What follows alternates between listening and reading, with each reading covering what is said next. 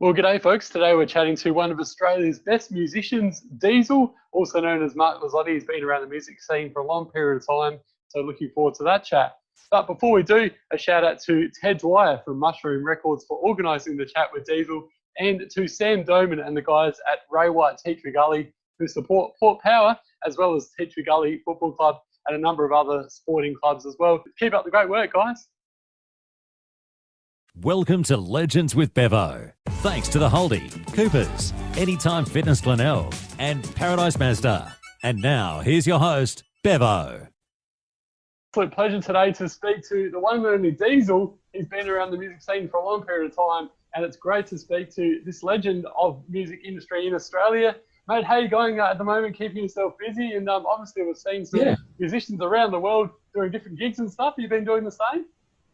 I have been, yeah. I mean, it didn't take very long. I think it was within that first week of knowing that the cancellations of touring and stuff, it just started rolling into these streaming things that we've been doing. The first was the music from the home front, of course.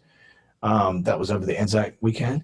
And then I did, the first thing that rolled out from the Premier of Victoria did that thing called State of Music. And that's been rolling. I think they're into their third or fourth week now. So those were cool. Kept me busy there. And between that and just because we released a single on Friday, so I've been doing a lot of press. So yeah, actually, ironically, really busy. It's pretty funny. And you've got a new single on the Inside Out, and you've also got an album coming out on the 28th of August, which is super exciting, mate. Sunset Suburbia. Tell us more about the songs from the album and I guess what inspired the songs. I should probably mention that this is the first record that I've actually just decided to write in the studio. So it's a bit of a different thing. Usually you kind of come prepared with demos and you have a plan of like which ones you're going to record. You might have maybe too many and you trim them off later or whatever, but you've always got some kind of plan. This time, I decided to go in with nothing, more or less, except for just like a few little vague ideas that I had. But wrote the record in the studio, and then I guess the idea of doing the EPs came about because of that. I thought, you know what, I won't even think about an album. I'm just going to do a 4-track EP, and then it became 2 EPs. Then I was thinking of 3. Of course, that was what we announced, but we decided to just leave it at the 2 and then roll the album, meaning that would be more stuff on the album that wasn't on any of the EPs, which probably, we should have thought about that, but ended up being a good thing anyway. So yeah, those are the people out there have got the 2 EPs. When the record comes, there'll be a big chunk of stuff they haven't heard. And tell us about the Mark Lizotte Diesel story, because obviously, as I mentioned before, you've been around the music scene for a long period of time, done great things for Australia and around the world. Talk us through your story, I guess, when you first started writing songs and playing as a musician. Well, that was, I guess, after being in a band with a really good singer-songwriter and being kind of suddenly not in that comfortable fold. It forced me. That was about probably around the age of 18. I think I'd written a few songs before that, but being in a band where there's someone like prolific, it kind of made me a little lazy. So when I got kicked out of that band in the nicest way, that was when I started thinking, okay, I need to start doing my own thing. So around 18, 19, I started writing a lot more songs than I'd been doing in the past. And it's just one of those things that, where you kind of, you do a little bit and then you kind of do a little bit more and you realize that this is, what you want to do is to be a singer-songwriter. And the guitar playing, I mean, I've been playing things with strings since I was like 8 years old. So, my hands was starting to get pretty comfortable with the guitar. But it's really a work in progress. So I see it as the whole thing is a work in progress for me. I don't really feel like at any point, I have gotten to the point where I feel like I'm accomplished on that level or this level, or it doesn't really, it doesn't apply to music, at least in my mind. I just keep going at it, trying different things, like each record is is another experiment, really. And that's the wonderful part about it, isn't it? Like I said, you can just do so many different things, and you're just always learning and trialing out new things all the time. I've had as they say, charmed. I think I've had a really, I've worked, according to everybody else, I get called the hardest working man in show business all the time. I'm not sure that's completely true, but I know I do work hard. But yeah, and it's not without reward, is all I can say. And just being able to, play, make music, and have love of family and whatever around me. That's pretty much all I need to nourish, keep me nourished. And I'm lucky. Yeah, I know there's a lot of people that are stuck in, jobs that they just don't like at all, but they do it because they have to. And my job is definitely not that. There's some aspects of it that I don't particularly care for, but I think that's with anyone's job. I'm really lucky. My office is the road most of the time, and playing in front of people has been a big thing for me. It's kept me nourished along the way. That's wonderful. And one thing I really enjoyed doing was doing some research about yourself as well, Mark, and just the journey that you've had has been incredible. A really interesting story though I read about was that you're actually inspired by a job once you did a long time ago when you're actually pouring petrol for a job that inspired your music. Tell us more about that.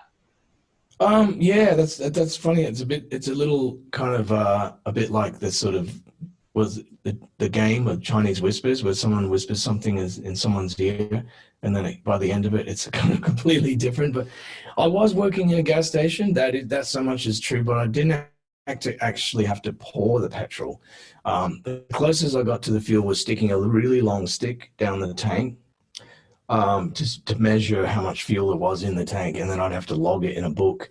It's probably done digitally now, but that was as close as I got to getting petrol on my hands, because it was a self-serve.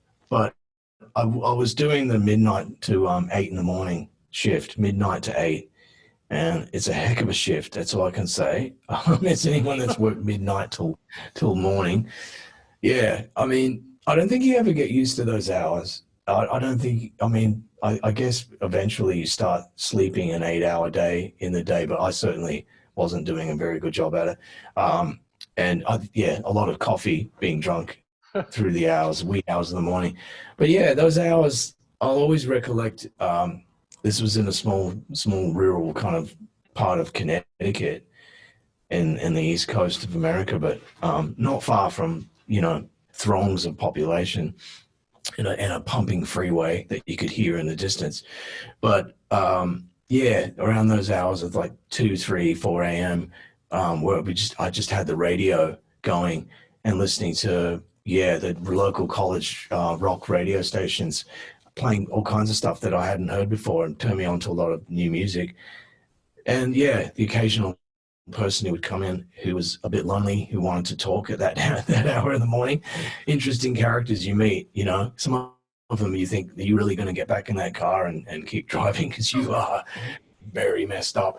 But just a different, it's an interesting time of the day, as they say, that those wee hours in the morning. It's when some real stuff is revealed, it personally and externally. You really get to go inside a lot of your feelings and your thoughts and stuff. And so I'd come home, and the idea was to go to bed and sleep, but it didn't really happen. So a lot of the record that people know is the first album was actually me writing after those sessions. After those sessions, after those shifts, and coming home and just kind of being tossing and turning on my bed and not being able to sleep with way too much caffeine. And so I grabbed the guitar and start writing. So it can be good for that.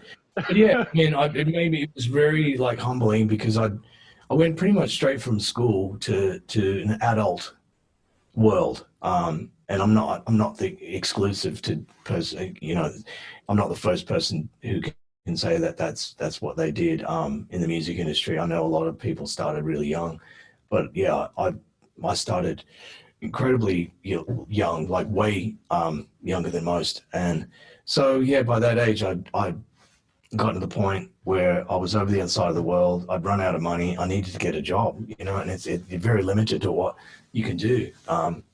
So I got a job. My first job was like collecting trolleys in the supermarket that was literally across the road from that gas station. And I did that for like 2 or 3 days. And I thought, no, I can't do this. And I saw, you know, we need help sign in the gas station. So I passed there on the way home and spoke to the boss. And he was like, yeah, you can start tonight. And that was, yeah, my introduction like to donuts and coffee basically came that very night.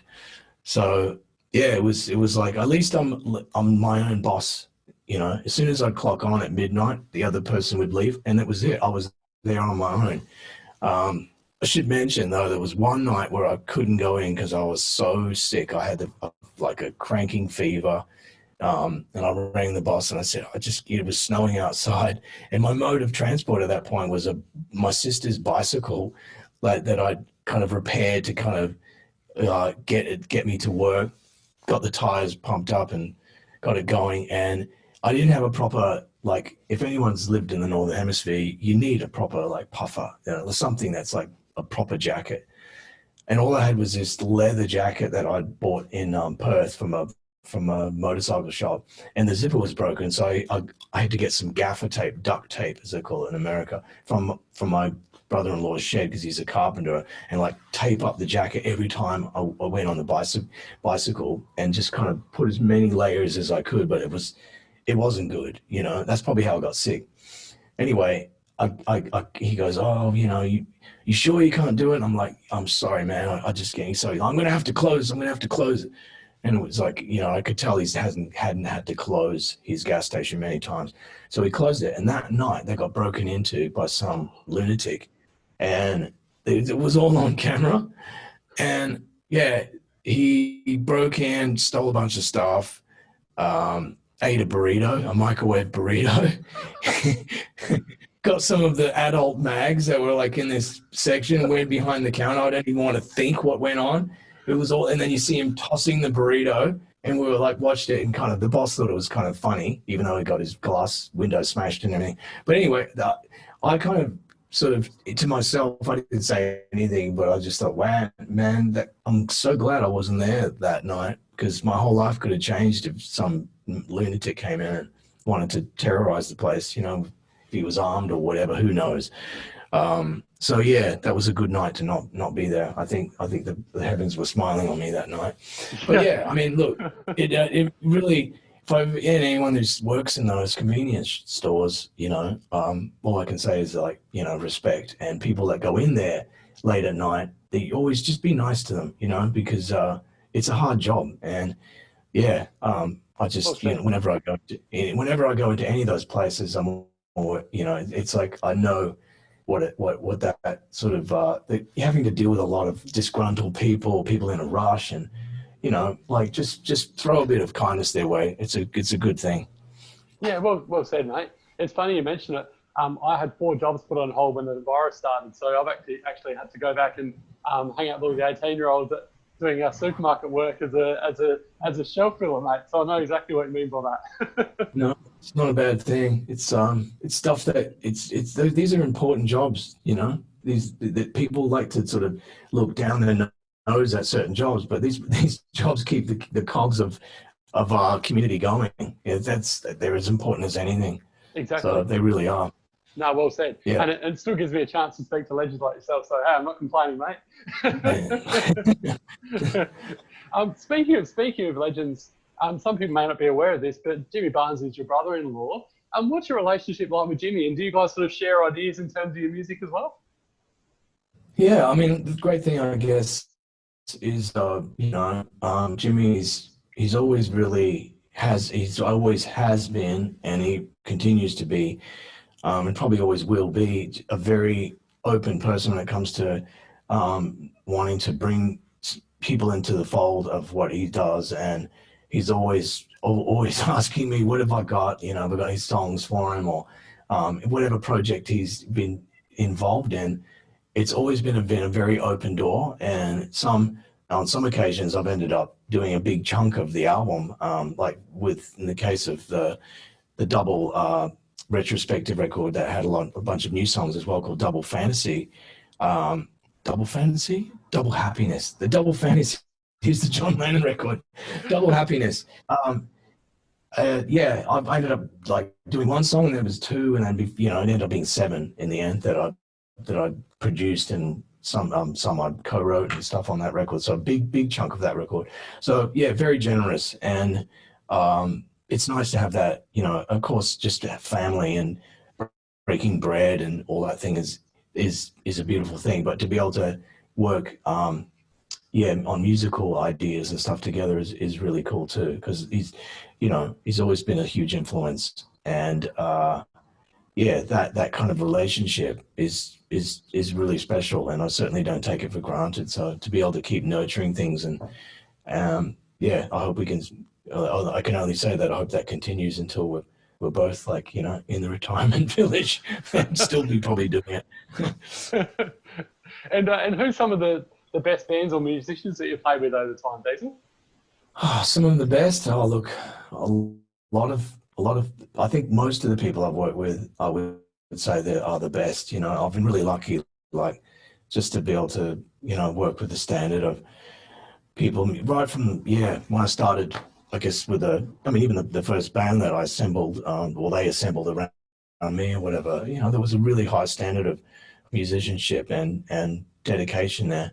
And when I went solo, that first record, I had people like Bernie Worrell from Parliament Funk, and there was the Memphis Horns, Al Green's backing singers.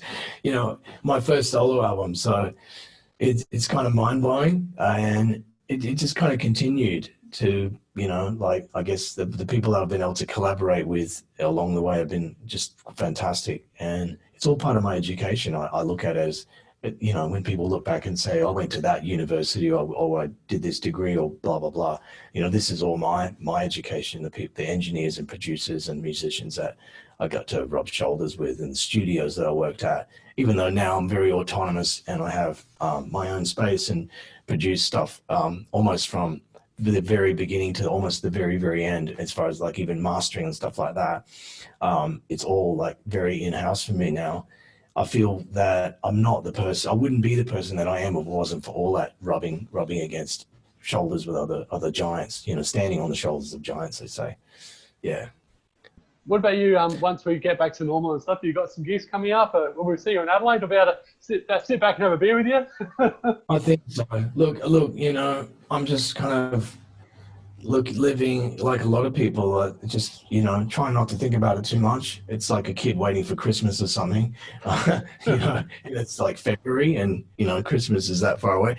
But yeah, like I think if I thought about it and start thinking about how long and when and blah, blah, blah, it'll drive me nuts. So at the moment, we had a tour, of course, for the album release and whatnot.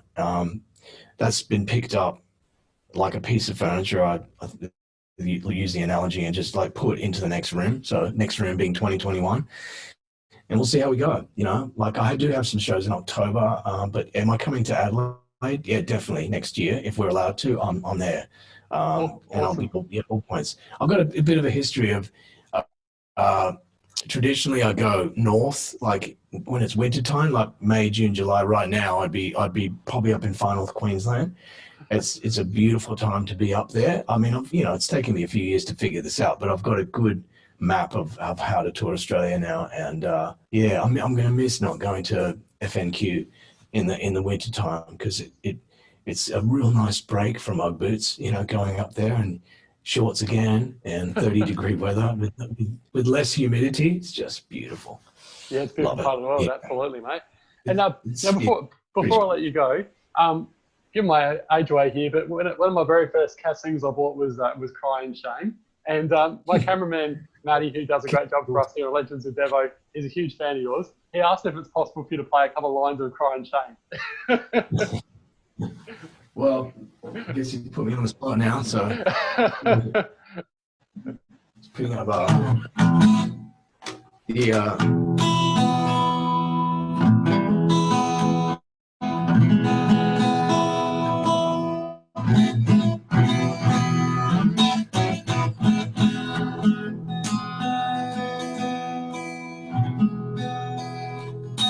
guitar must be in tune. That's one thing I'm like a stickler for. Picking up the pieces of the floor. How's I know there's gonna be a war? Words are sour and a bird spat. Ring in my head right through the night. Georgia knows crying shame. When you got yourself to blame, don't you know it's crying shame? Oh, there you go. Wow. Mate, what an absolute treat. I'm sorry to put you on the spot there, but I figured you had the guitar and you're such a gun at it. You know, like, how can I say no? It's like, no, they're not, we don't touch those. They're like, they're just like, it's like a museum. No, don't touch those. No, thank you so much, mate. That was just an absolute pleasure. No worries. Oh. Now, are you going to pick up the Eiffel Tower and do something with it? Or? Yeah, it's a pretty good little photo there. So yeah, I have to say, you know, it's like if you've ever been to Paris, the most shocking thing is to get really close enough to the Eiffel Tower and you realize the whole thing is painted in poo brown. It's actually a poo brown color. It's brown, like, I mean, a nice brown, but I think, yeah, it's merde, as I say, merde, yeah, it's the color of it. But it lights up really nice. But it's, I think it's a rust-proof paint that they've used on it. And it looks amazing at night, like you said. Yeah, it's incredible. Like that light show that they do with it every night, there's nothing like, I think everyone needs to at least once in their life be in a cab or an Uber or whatever and be racing towards it at like, because you can still go there at like 10:30 and walk around and stuff at night. I think in this case it was getting onto the smaller hours of the night, and this cab driving at some ridiculous speed, and you just go like, ah! And those lights are like going like a disco, and it's like, yep, this is the whole experience now. Getting it all. An Uber driver who hasn't, or a taxi driver who hasn't slept in 3 days. Great, yeah. like you back in the day when you worked at the servo, mate. Yeah, pretty much. Like we all get there. We've been there at least once or twice in our lives. Yeah. Yeah. Mate, thanks so much for sharing that story and also just having a chat to me today. It's honestly I just can't believe I've been able to chat to such a legend, and I'm honestly so appreciative, mate. And like I said before, hopefully next year you can come to Adelaide and I can meet you in person, have a beer with you. Yeah, that would be good, man. That'll be a good day. You keep up the great work, mate, and look forward to hearing more about your album and have a listen to that soon as well. Yeah, not long to go. It's gone fast this year. In some way, I don't know how, but it has. 28th of August, isn't it? It'll be released. Crazy. Yeah, 28th of August. Yeah. So Sunset Suburbia, as what did Wally Mullock say back in the day? You don't want to miss out on this one. What was it? Oh, it's a great record. Do yourself a favour. Do yourself a favour. That's the one. Yes, of course. Cheers, buddy. Cheers, mate. Take care. No worries. You too. Stay safe. Thanks so much. Bye.